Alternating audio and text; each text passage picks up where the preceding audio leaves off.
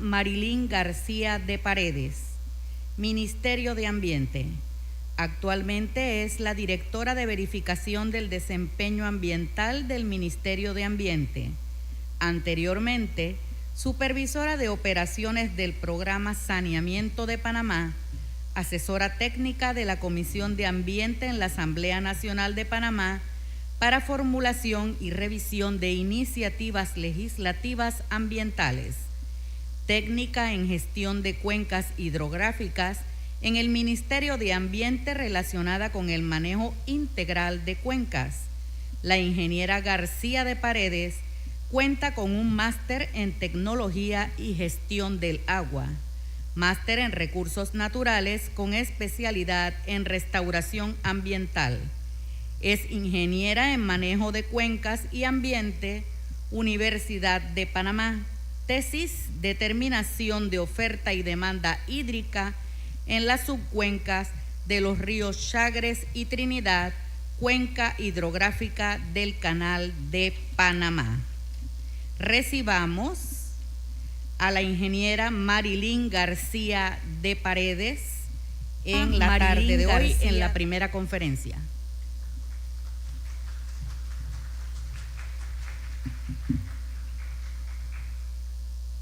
Marilyn García de Paredes. Muy buenos días a todos. Ministerio de Ambiente. En nombre del Ministerio de Ambiente y del ministro Juan Carlos Navarro, así como todo el equipo multidisciplinario de la Dirección de Verificación del Desempeño Ambiental,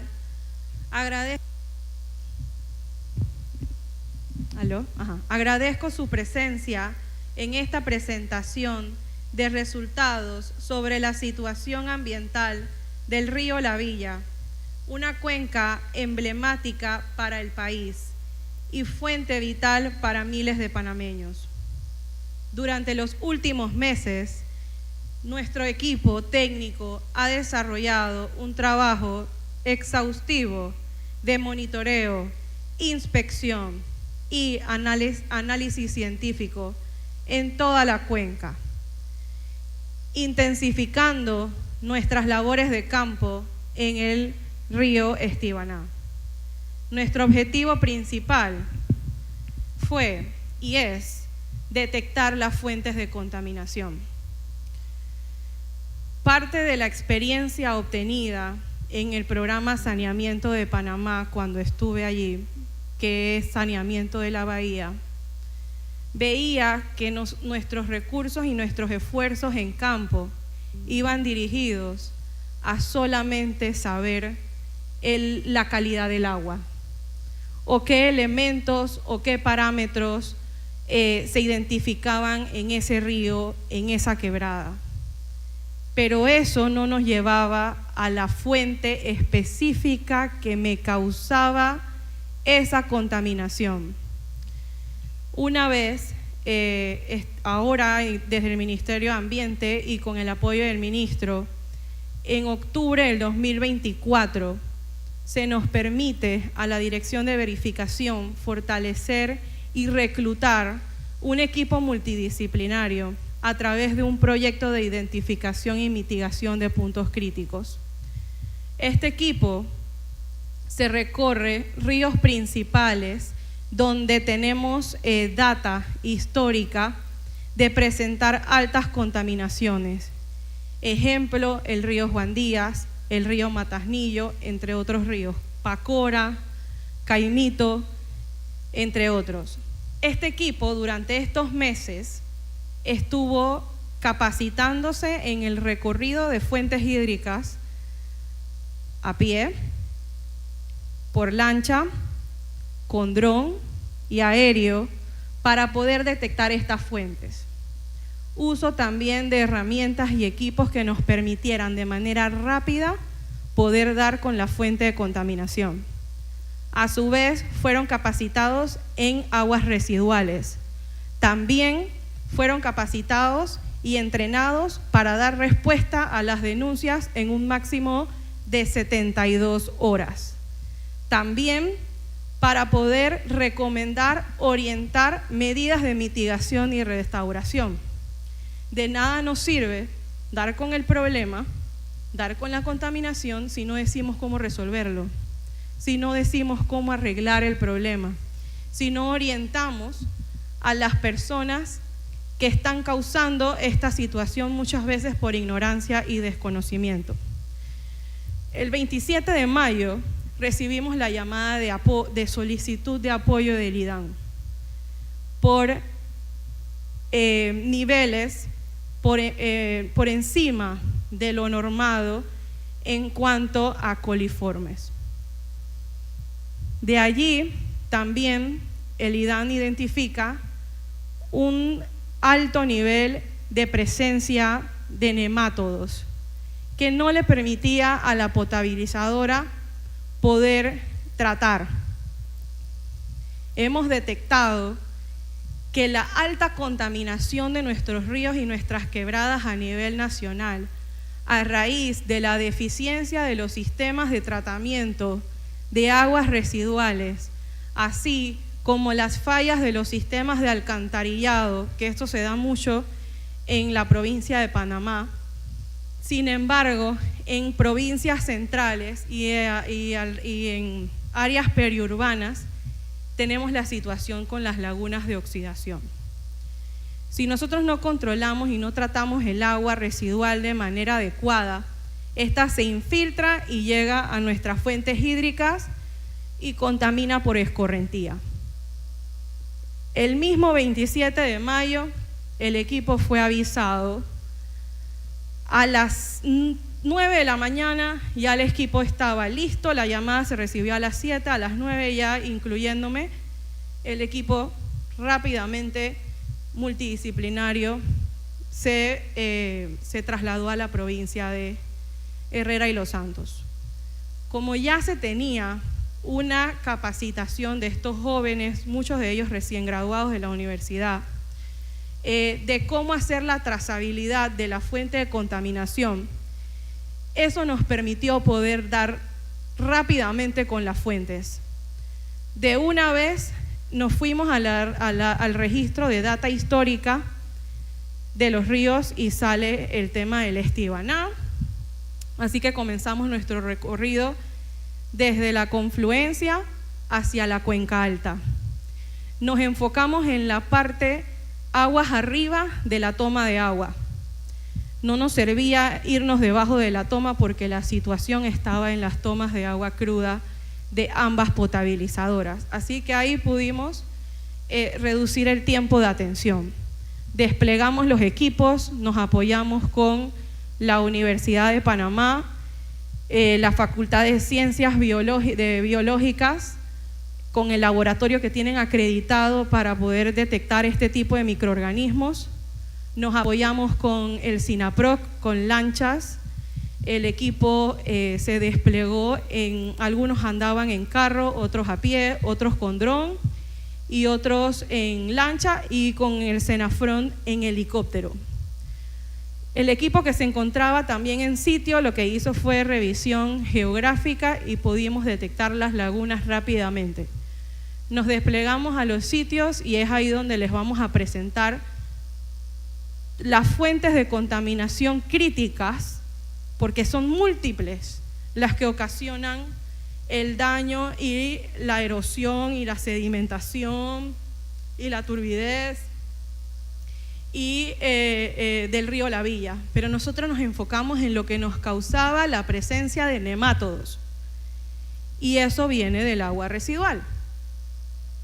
Cuando pudimos, tomamos muestras de varias lagunas de oxidación, muchas de ellas presentaban bypass, son como si tuviesen aperturas o tuberías o caminos o fosas o zanjas que se le abren a estas lagunas para que lleguen directo y corran directo al río. Eso lo detectamos inmediatamente.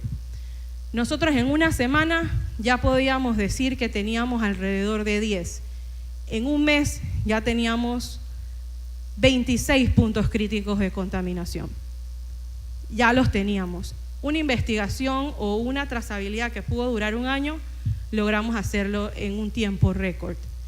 A su vez, nos acompañamos de todo lo que es el análisis de laboratorio Ya habíamos equipado el laboratorio de Los Canelos previendo situaciones en Azuero y dando como prioridad toda la región con equipos y herramientas para colectas de muestra. Y también ya teníamos preparado de manera en prevención a tipos de emergencia ambiental con laboratorios externos.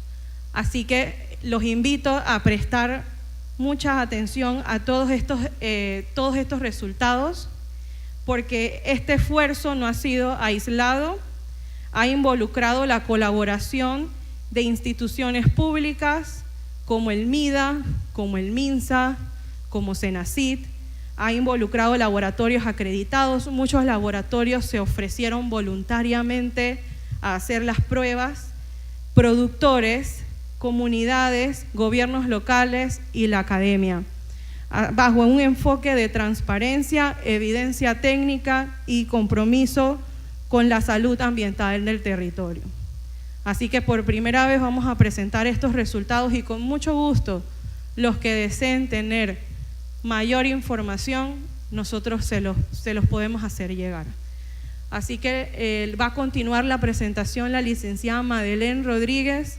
Es una de las técnicas que con mucho esfuerzo, especialista en limnología, egresada de la Universidad de Panamá, fue parte de este equipo multidisciplinario que estuvo en Azuero alrededor de 3 meses, y el ingeniero Ezequiel Aguirre, que es uno de los técnicos formados también, es buzo, piloto de dron e ingeniero ambiental. Así que los invito a que suban y puedan presentar con mucho orgullo todo lo que se logró realizar.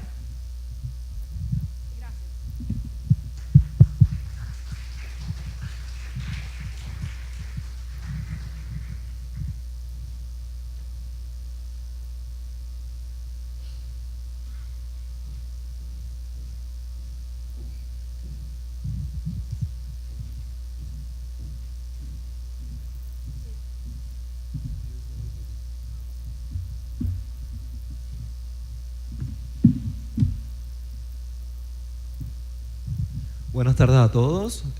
Como bien dijo la ingeniera Marilyn García, muchas gracias a todos los que están aquí.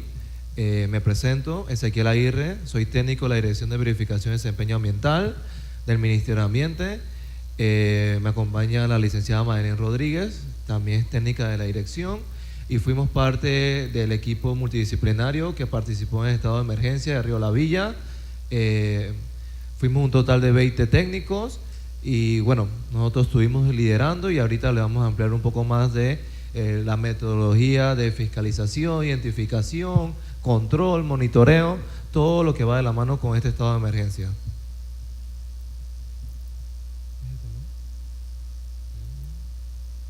Ok, un poquito del contexto. Como bien sabemos, a finales de mayo se dio la declaración del estado de emergencia. A nosotros personalmente, el equipo técnico, un 23 de mayo, por instrucciones del señor ministro Juan Carlos Navarro, nos trasladó al área de Azuero a realizar colectas de muestras, principalmente en las tomas de agua de Rufina Alfaro y Roberto Reina. Posterior a eso, 2 días después, como bien indicó la ingeniera Marilyn, a las 9 de la mañana ya nos encontrábamos en el sitio. A disposición de todas las autoridades para realizar todo este tema de identificación, mitigación y control. Como sabemos, la cuenca de Río La Villa, la 128, tiene varias afectaciones. Las principales, la contaminación difusa, el uso de suelo, la no programación de las actividades, el no acompañamiento también a estos productores. También encontramos la pérdida de cobertura vegetal. A nuestra mano derecha vemos un mapa de difusión o de dispersión de la contaminación basado en nuestros muestreos y en los resultados que obtuvimos sobre los coliformes totales. Ahí vemos que el tramo más crítico y en que más nos enfocamos como Ministerio de Ambiente a la hora de fiscalizar y tratar de identificar estos puntos y ver cómo mitigarlos es el tramo de Río Estibaná y el Río La Villa.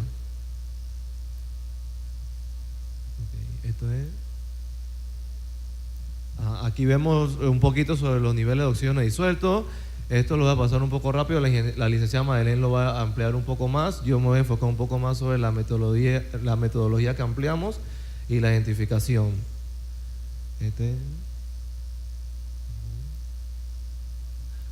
Como ya mencioné, las principales potabilizadores que fueron afectadas fue la Roberto Reina, la Rufino Alfaro.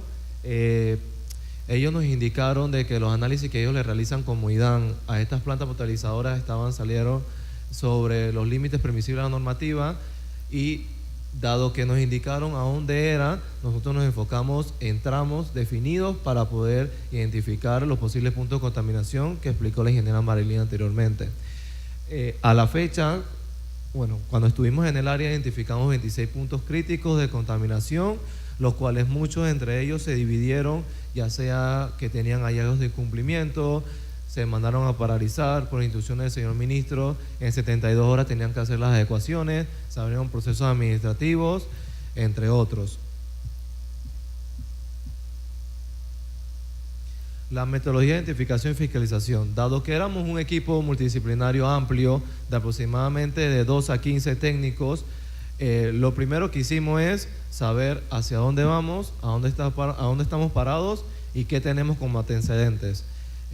Primero hicimos un mapeo de las actividades del área, de los tramos más significativos que era el río Estibaná, La Villa, y ver qué contábamos nosotros como Dirección de Verificación de Desempeño Ambiental con herramientas de gestión ambiental, llámese un estudio de impacto ambiental o una auditoría ambiental IPAMA. Una vez que teníamos esta información, lo que hacíamos era que nos enfocábamos en estas empresas, las mapeábamos, le hacíamos una inspección técnica de oficio, les explicábamos nuestro motivo y hacíamos un recorrido en campo como otra inspección técnica. Una vez nosotros realizando estas inspecciones, vimos muchas falencias en el seguimiento ambiental de cada una de estas empresas, ya sea que encontrábamos en rebose o a su máxima capacidad las lagunas de oxidación. Esta no tenía impermeabilización, no contaban con concesión de descarga, no contaban con un sinfín de cosas que a medida de nuestra presencia ahí, ellos fueron acoplándose, adecuándose y yendo de la mano con nosotros a fin de mitigar la contaminación que estaba causando, ¿no? Mientras que hacíamos estos recorridos en campo a estos lugares que ya tenemos mapeados y visualizados con nuestra data de los instrumentos de gestión ambiental, nos llegaban denuncias. Mira, 2 casas más, existe una porqueriza tras patio, 2 casas más, existe otra porqueriza así, existe esta actividad, existe esta barriada, y así era que nos íbamos dividiendo. Nos dividíamos por cuadrilla de 2 a 3 técnicos, siempre involucramos a las instituciones pertinentes, al Ministerio de Salud, al Ministerio de Desarrollo Agropecuario, a la alcaldía, a las autoridades locales, y lo que hacíamos es que era una inspección en conjunto multidisciplinaria, que cada quien, dependiendo de su competencia, ejercía sus comentarios o su criterio técnico. Aquí hablamos más un poco sobre las metodologías que hicimos, principalmente el proyecto SIM, que es el proyecto de coordinación, investigación, identificación y mitigación de la contaminación a las fuentes hídricas. Normalmente nos basamos en hacer recorridos tal cual a pie, tal cual lo indicó la ingeniera Marilyn. ¿En qué consistía eso? Es que nosotros como técnicos nos adentramos a un punto específico de río, ya sea el Gato, Estibaná, el mismo río La Villa, todos sus afluentes, y lo que hacíamos es que recorríamos una determinada cantidad. Por día recorríamos de 5 a 6 kilómetros, a veces era menos dependiendo del tiempo, y aplicábamos un multiparámetro para hacer los parámetros físico-químicos y ver cómo andaban. Todo esto lo íbamos tabulando y todo lo tenemos en una base de datos de todos los recorridos que hicimos. A la fecha hemos recorrido todos los ríos y los afluentes de la cuenca de Río La Villa, la 128. También de manera complementaria hicimos sobrevuelo con dron, porque había actividades a las cuales no era visiblemente accesible y tampoco físicamente, y nos apoyamos con esta herramienta de georreferencia, y posterior a eso planificábamos una inspección técnica como debe ser. También nos apoyamos con el equipo de los bomberos el cual hicimos un recorrido por todo el río La Villa, salimos desde Chitré y terminamos en la potabilizadora de Rufino Alfaro, a eso como de las 8 de la noche en lancha. Dos personal técnico de la dirección y del proyecto SIM acompañaron al equipo de los bomberos en este recorrido por lancha. Se hizo un poco difícil dado que el caudal y el nivel del agua no permitía que la lancha fluyera, así que por eso fue la demora y teníamos que bajarnos y subirnos a la lancha y movernos a fin de eso. ¿Qué identificamos este recorrido? Identificamos dos descargas directas a Río La Villa que no teníamos prevista antes, no teníamos identificada. Posterior a esto se ordenó, obviamente con las coordenadas pertinentes, una inspección técnica y se le dejó el tiempo de adecuación a estas actividades.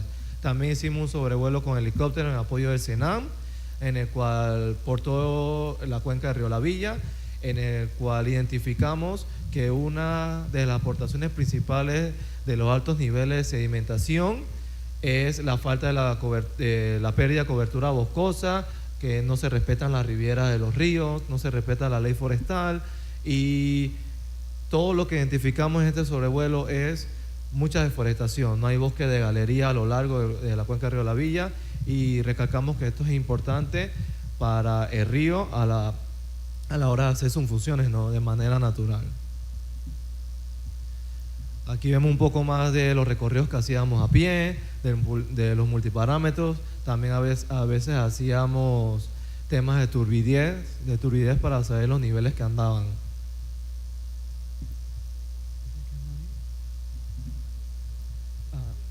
Este es un mapa realizado de la cuenca y la subcuenca de Río La Villa, el cual nosotros identificamos, recorrimos, caminamos, todo el equipo multidisciplinario. Aquí también los afluentes. Aquí vemos el porcentaje de los recorridos a los ríos que hicimos. Ya todos están, a la fecha, todos están recorridos. Lo que nos compete como Ministerio de Ambiente y que nos encontramos haciendo actualmente es dándole un seguimiento. No es porque ya hicimos el recorrido, dejamos eso a un lado. No, tratamos siempre de planificar entre semanas, hacer recorrido a los ríos, medir con un multiparámetro cómo andan los parámetros físico-químicos, los parámetros de campo, a ver si nos dan una alerta, algo de reacción, pero siempre es nuestra prioridad estar monitoreando los mismos. Fotografías de nosotros a la hora de hacer nuestros recorridos en campo, de todos estos. Si se dan cuenta, la mayoría de ellos, la coloración un poco más oscura, bastante sedimento, es lo que se presenciaba en esos momentos cuando hacíamos los recorridos a pie.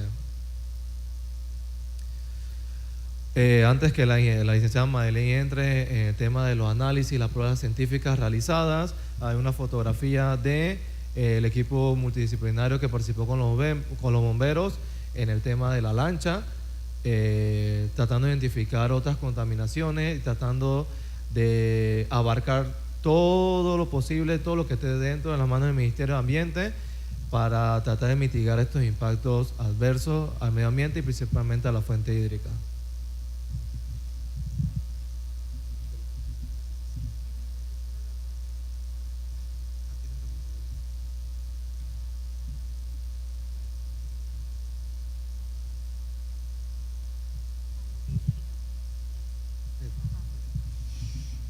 Muy buenas tardes a todos. Mi nombre es Madeleine Rodríguez, soy técnica de la Dirección de Verificación del Desempeño Ambiental y como bien lo indicó la ingeniera Marilyn y el ingeniero Ezequiel, bueno, nosotros como dirección llevamos un monitoreo de calidad del agua, conocido como ICA, y nosotros en este índice de calidad del agua, pues con el proyecto del GEF y del BID crearon un dashboard en donde pues tienen aquí las estaciones que son monitoreadas por el Ministerio de Ambiente.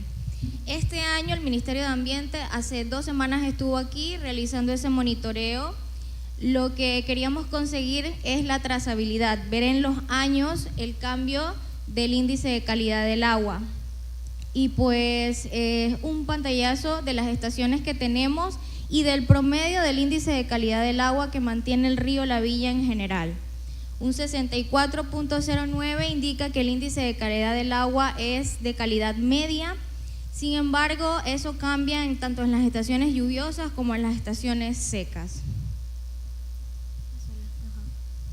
Este es de un libro que lanzó el Ministerio de Ambiente con el índice de calidad del agua de Los Santos en el 2013. Y como bien lo indicó la ingeniera Marilyn, estos ICAs nos sirvieron también como referencia para hacer la trazabilidad de la contaminación en el río La Villa, porque notamos que el río Estibaná presenta bajos niveles en temas de calidad del agua. Y la foto que ven allá son mis compañeros haciendo las tomas de agua cruda de la toma de la potabilizadora de Rufina Alfaro el día 27 de mayo. Los niveles de oxígeno, como lo indicó mi compañero, eran bajos igual. Volvimos a reforzar eso que nos decía el ICA y encontramos que los niveles de oxígeno disuelto en este punto, en este río principalmente, eran bajos. Siendo así, nos dirigimos a qué actividades económicas se estaban desarrollando en ese río o en las riberas del río, y con eso detectamos muchos instrumentos ambientales, desde PAMAS, estudios de impacto ambiental, y de allí partimos con nuestra metodología de recorrido y la trazabilidad. La actividad productiva predominante del sitio en torno a esta cuenca y principalmente al río Estibaná es la actividad porcina, y fue por eso que empezamos a hacer nuestras tomas de colectas de agua. Como lo dijo el ingeniero Ezequiel, en su momento y hasta el momento llevamos 80 colectas de agua, y durante todo el estado de emergencia hasta diciembre tenemos una planificación y una programación de colectas para poder seguir dándole la trazabilidad a estos puntos.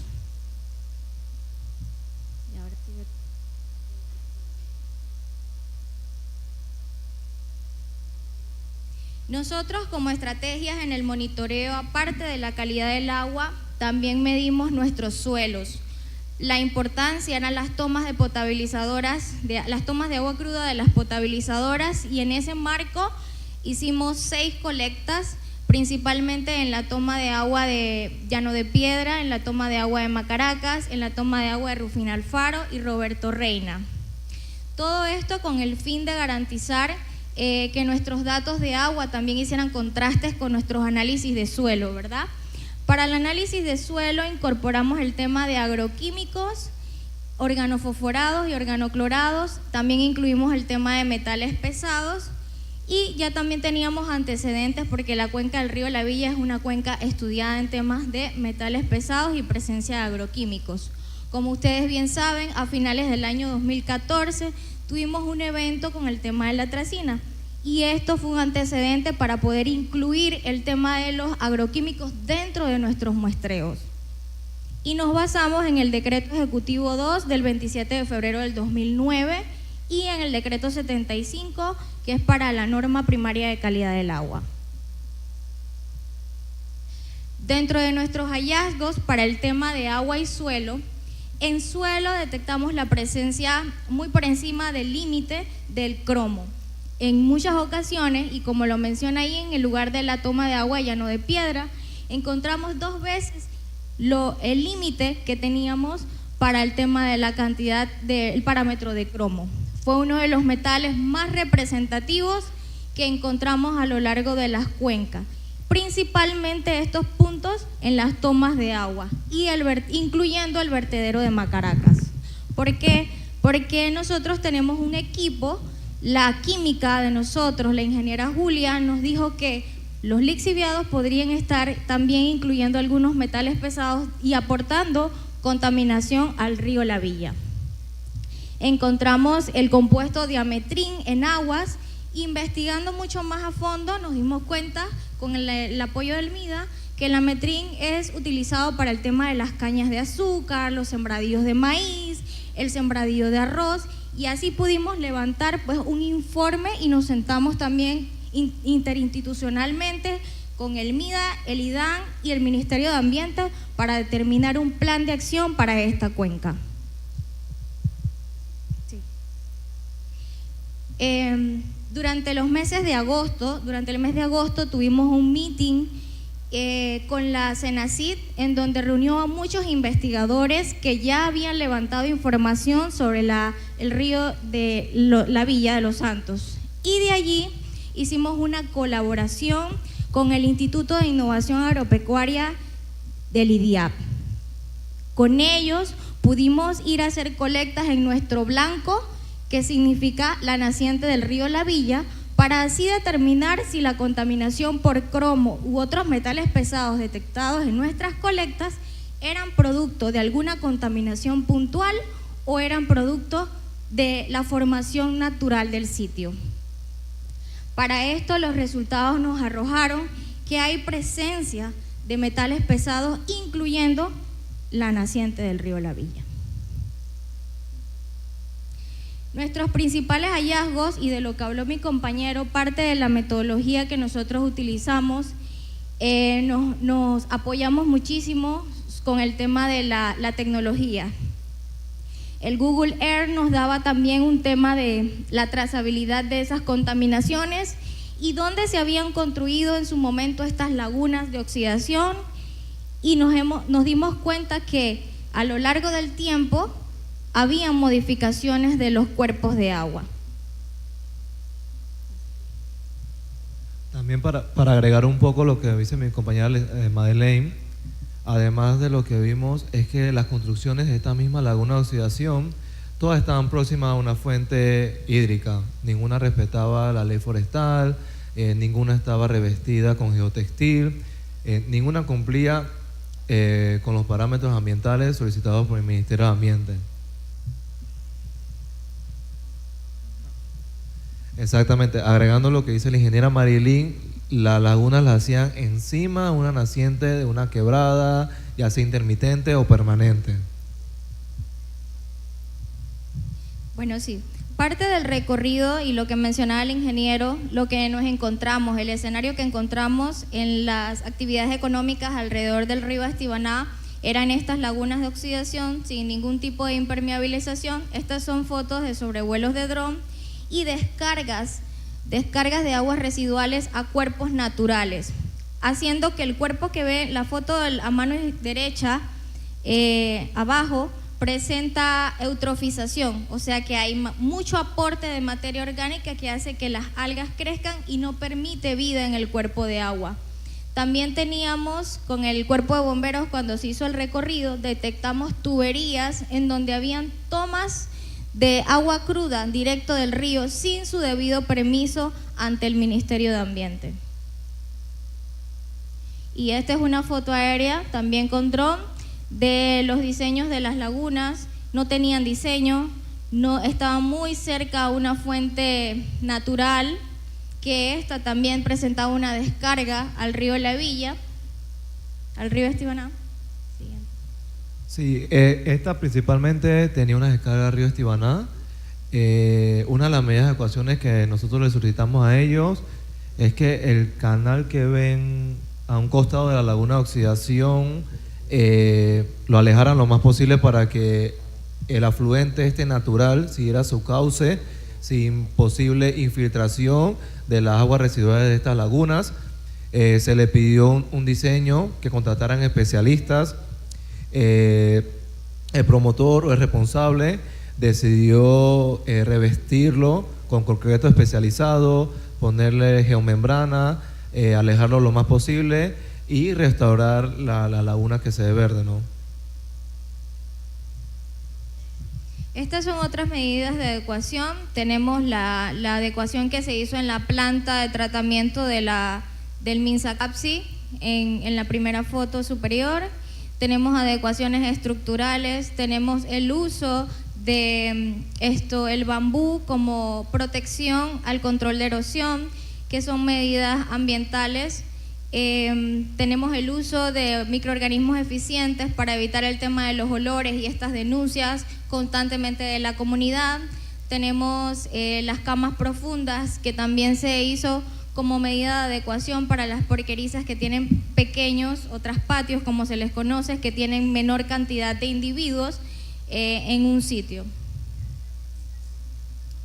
Agregando un poco, logramos un hito, por decirlo así, Muchos de los productores de esta área se dedican a las porquerizas tras patio y no tenían un sistema de captación de sus aguas residuales, iban directo al suelo. Logramos en conversaciones con ellos, en un seguimiento continuo, en una concientización de que ellos cambiaran esa mentalidad y adquirieran un sistema de tratamiento, ya sea un tanque séptico, un sumidero, y que estas aguas residuales no fueran directamente al suelo a una fuente hídrica.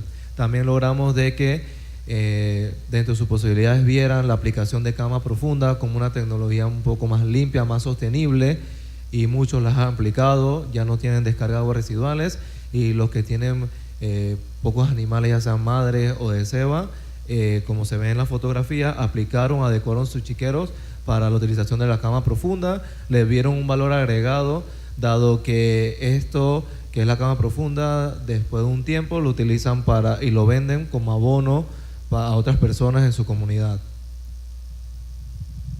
Ok, según la Ley General del Ambiente, la Ley 41, en el artículo 15, el Ministerio de Ambiente está facultado en aplicar medidas de adecuación si se requieren de forma inmediata, y en base a eso nos apoyamos muchísimo también. No solo abrimos procesos administrativos como tal, como Ministerio de Ambiente, sino que también fuimos querellantes ante la Fiscalía por delitos ambientales, y de allí se generaron también visitas a los sitios con el M Ambiental, con el MINSA, con el MIDA, y trabajamos de manera interinstitucional para poder llevar a cabo las adecuaciones de estos sitios.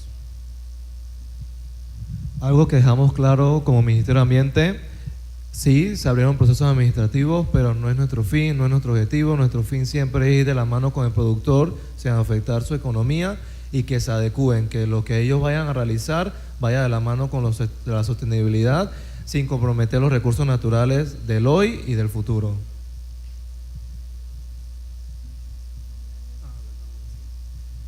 Otra cosa, otro hallazgo evidenciado es que la mayoría de estas lagunas de oxidación, por propia palabras de los dueños de las fincas y demás, eran huecos arcaicos que ellos me decían: no, es que mi vecino hace 50 años abrió un hueco, le ha funcionado, yo me copié y hice lo mismo.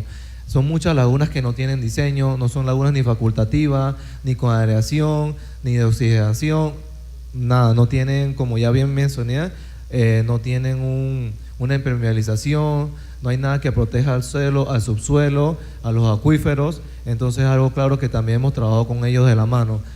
Muchos de ellos tienen tecnologías limpias o de valor agregado, como la separación de sólidos, que lo utilizan para sus propios alimentos de sus animales. Hay muchos productores que tienen el ambiente controlado, que es una técnica mucho más limpia, como su palabra lo dice, produce muy poco agua residual. Los biodigestores también es una técnica que también se le hemos recomendado a ellos.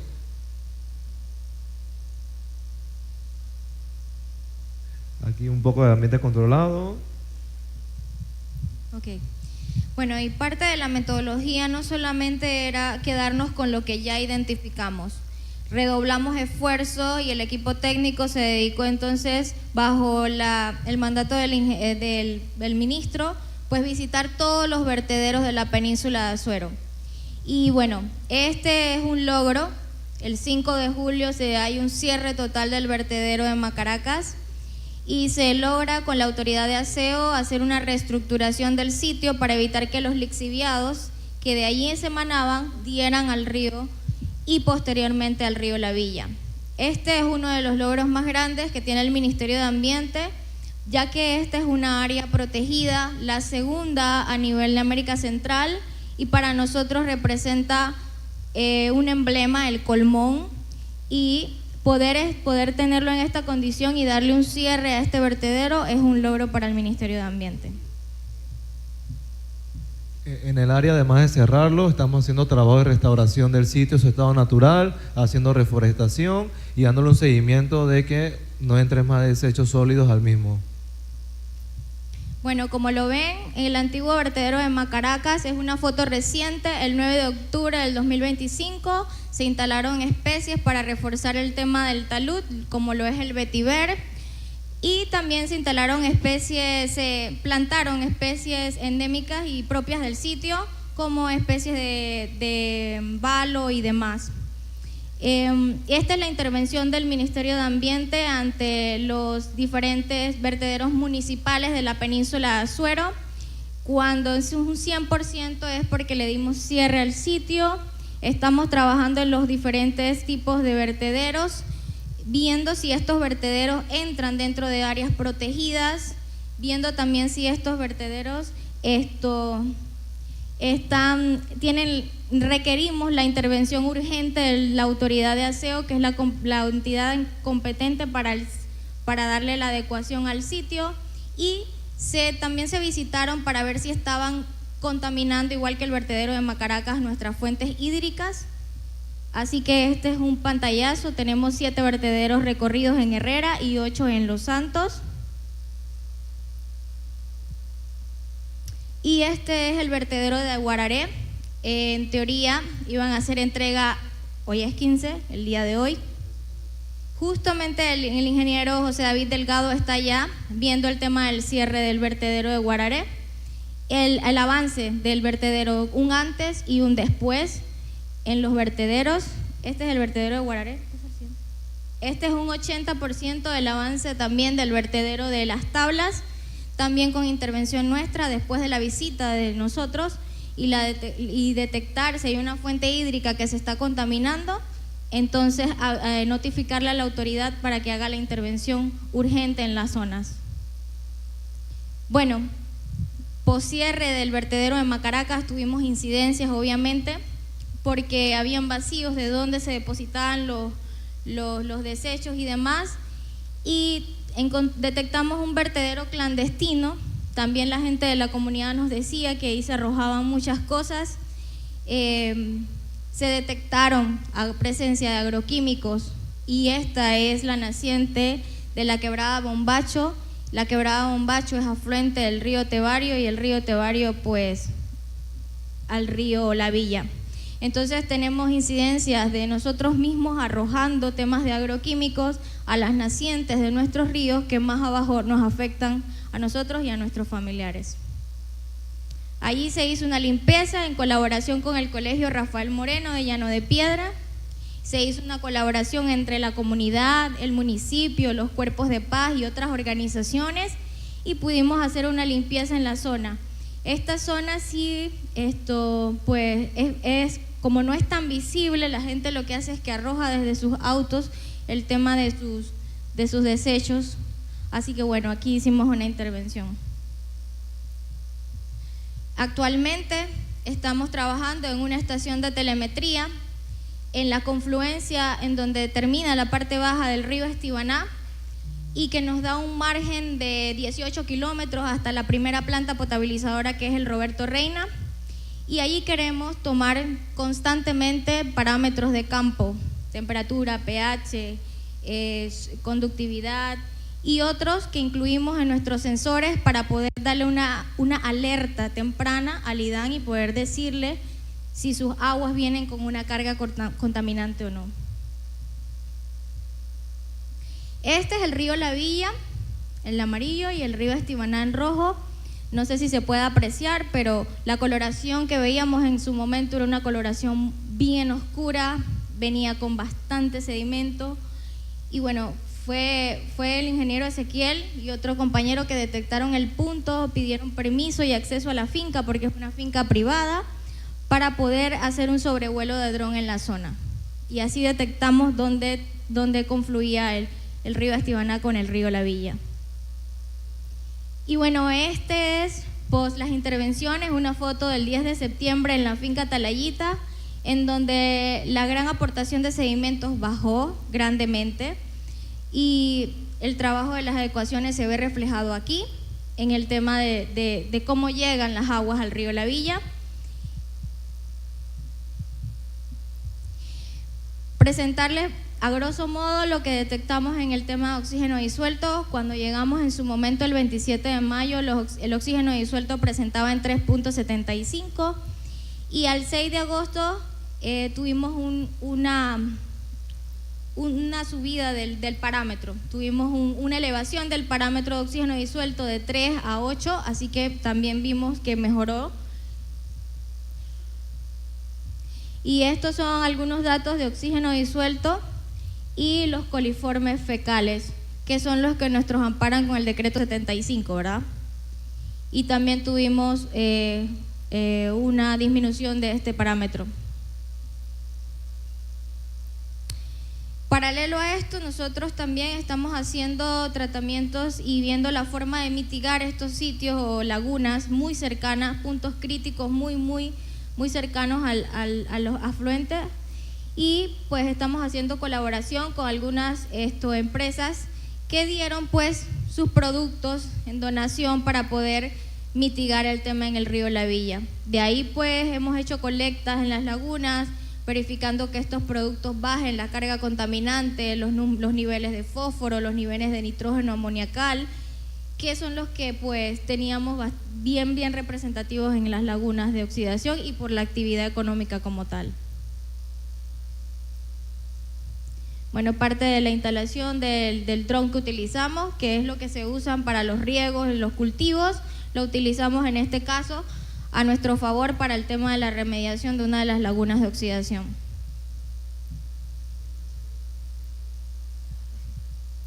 Y bueno, parte de nuestra programación. También hicimos ensayos de otros productos, viendo la viabilidad de estos, para conocer cómo se da el tratamiento de las aguas, incorporando otros minerales y productos para la remediación. Así que hemos hecho ensayos de laboratorio también. Y así que muchas gracias. Es un trabajo colaborativo, muchos laboratorios. El laboratorio de microbiología ambiental de la Universidad de Panamá fue clave, el laboratorio de Los Canelos, la Universidad Tecnológica, el CENACID, el Instituto de Innovación Agropecuaria, el IDIAP, el MIDA y muchas instituciones con las que hemos colaborado para poder llevar a cabo este trabajo. Una consulta. Las fuentes de contaminación de cromo, ¿a qué tipo de actividad corresponden? Bueno, las fuentes del cromo, se tomaron muestras de suelo en las tomas de agua. Se hizo un estudio tenemos un geoquímico en nuestro equipo, y él hizo tiene una capa de hidrogeología, y detectamos que el cromo es litogénico, es de origen natural. O sea, no hay talabartería tirando, porque me pareció que había escuchado en algunas de las presentaciones que hizo el ministro directamente que habían empresas de este tipo que trabajan cuero y que utilizan el cromo como un producto que podían ser fuentes de contaminación. ¿Eso es correcto o no? Hay algunos agroquímicos que están asociados con los metales pesados, si bien no directamente, pero por escorrentía llega al suelo y entonces termina en nuestros cuerpos de aguas.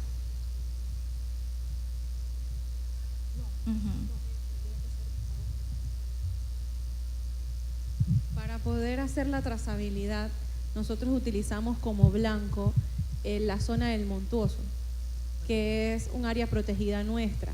Y ahí se hizo, es esa que vemos en la foto, ahí se realizó colectas para poder comparar el nivel de cromo identificado en la cuenca alta, que no hay intervención humana, eso es cobertura boscosa, y hay presencia en área donde no hay intervención. Y también nosotros hicimos colectas en los lixiviados y en las quebradas que están alrededor del vertedero de Macaracas, y no se detectó. Otra pregunta. Demanda química de oxígeno, porque la demanda biológica habla de contaminantes obviamente orgánicos, pero la demanda química nos habla de contaminantes refractarios que son de difícil degradación. ¿Se ha hecho esa determinación?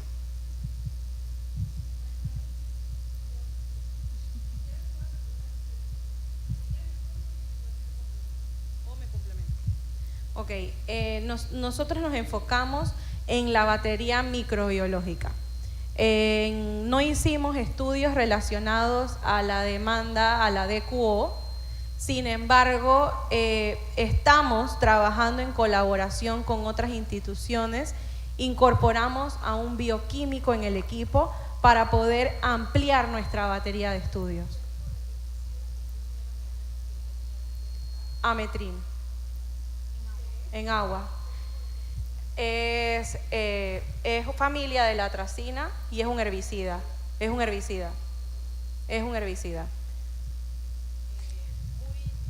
Porque, o sea, solamente no quiero poner ahorita las preguntas, lo vamos a ver más tarde, pero no quiero poner las preguntas abiertas totalmente, porque esto es un hilo conductor.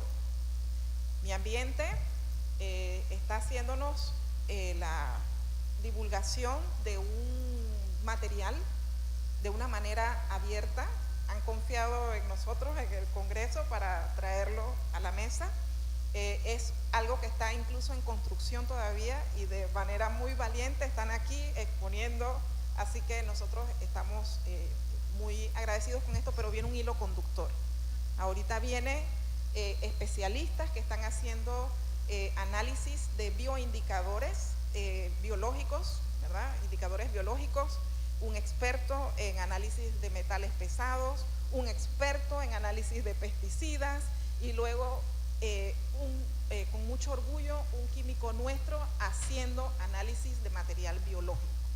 Y aquí no es para satanizar nada, sino para tratar de encontrar soluciones, encontrar información que permita hacer constructos académicos del problema. ¿Ok? Así que mínima, chiquitita, porque ya viene... Sí, yo creo que la respuesta debe ser rápida. Buenas tardes a todos.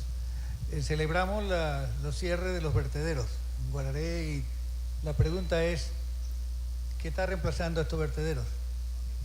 Ahí sí voy a reforzar a la colega. El vertedero de Guararé no se ha cerrado definitivamente, solo se cerró el vertedero de Macaracas. Nos estamos apoyando con el vertedero de Guararé y de Las Tablas, gracias a los alcaldes de esas dos provincias, para recibir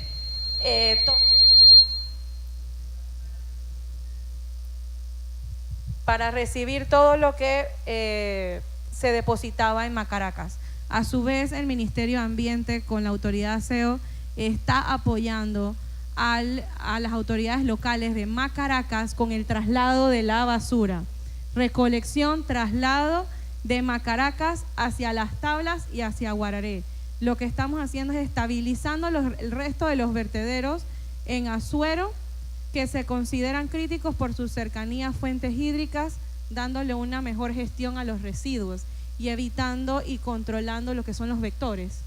Porque usted sabe que cuando eso está de manera expuesta y no se controla, ahí se llegaba cualquier cantidad, llegaba vísceras, partes de animales, etcétera, y eso te genera un riesgo a la salud, y eso es lo que estamos controlando de la mano con las alcaldías, pero no se han cerrado. Buscamos que los alcaldes se pongan de acuerdo junto con nosotros y la autoridad ASEO de hacer uno solo. Listo, estimada, ya podemos.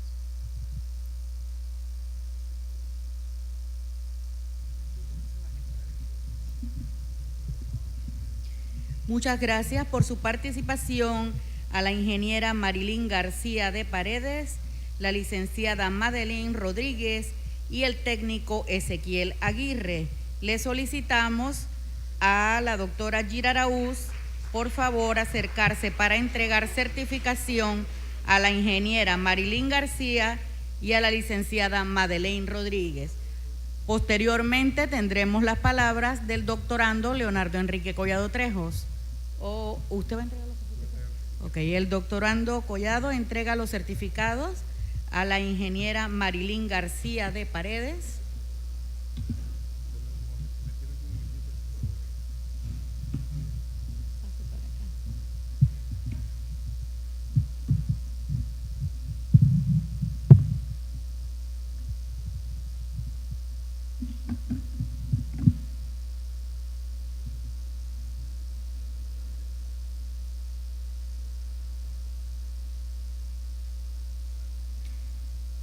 Ahora entrega certificado a la licenciada Madeleine Rodríguez.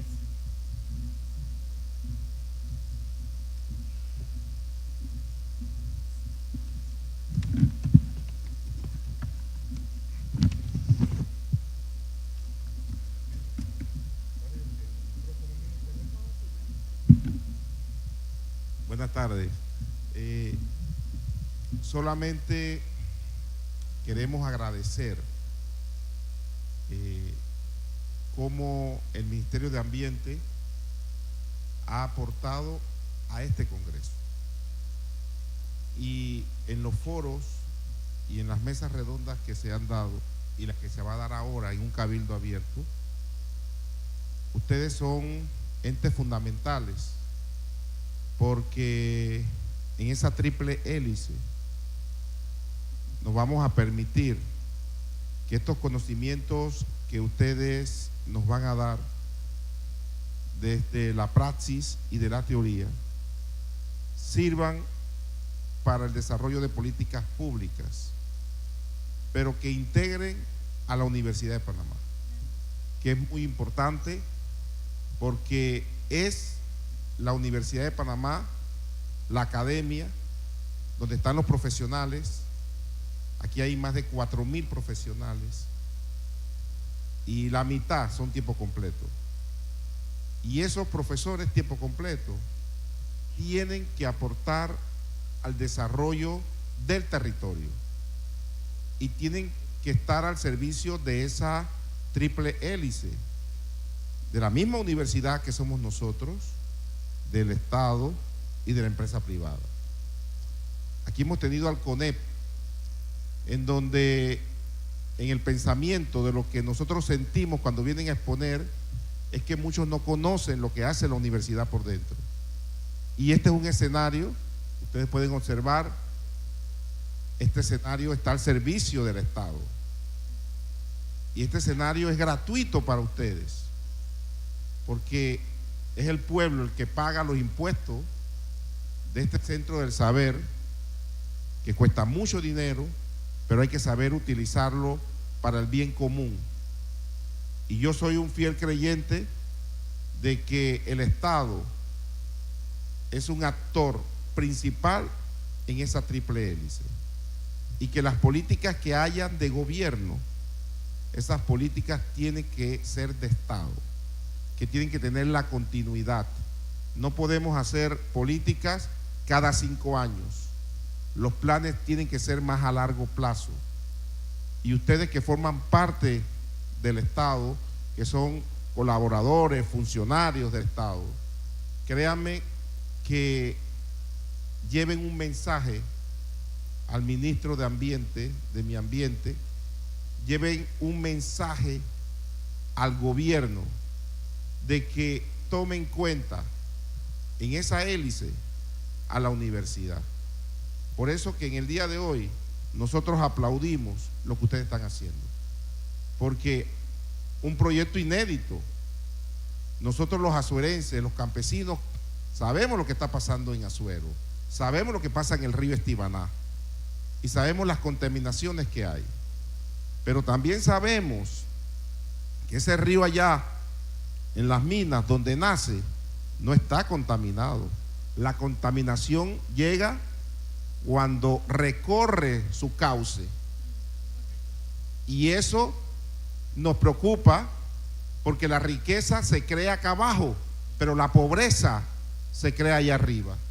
Entonces hay que hacer un balance entre todo el cauce del río para poder en un momento dado tener una mejor calidad de vida, no solamente para los que estamos en la costa o donde termina el cauce del río, sino también para los que están allá arriba, donde no hay oportunidades y donde, dígame, y protegen, exactamente, que hay una protección.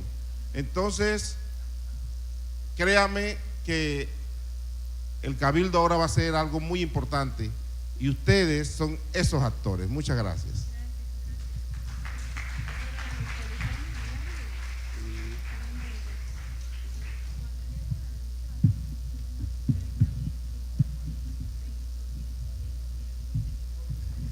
Continuamos con la siguiente conferencia a cargo de